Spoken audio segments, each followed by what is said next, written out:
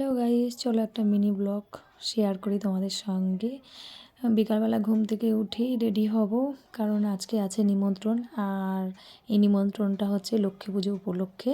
রাসযাত্রায় অনেকের বাড়িতে লক্ষ্মী পুজো হয়, আর সেইটা উপলক্ষেই আমি এই যে রেডি হয়ে এবার অ্যারিকে নিয়ে, অ্যারির বাবাকে নিয়ে বেরিয়ে পড়ছি।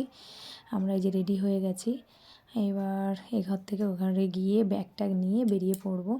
এই দেখো ছোট্ট অ্যারি, সেও রেডি হয়ে গেছে, রেডি করে নিয়েছি। এই যে যেহেতু গাড়িতে যাব, হাওয়া লাগবে, সেই জন্য টুপিটা পরিয়ে দিয়েছি ওকে, কারণ কানে হাওয়া লাগলে ঠান্ডা লেগে যাবে, যেহেতু ওয়েদারটা চেঞ্জ হচ্ছে।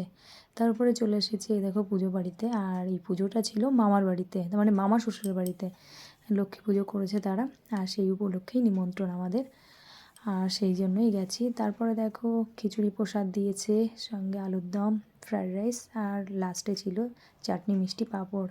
এর মতো এই পর্যন্ত। মিনি ব্লগটা কেমন লাগলো জানিও।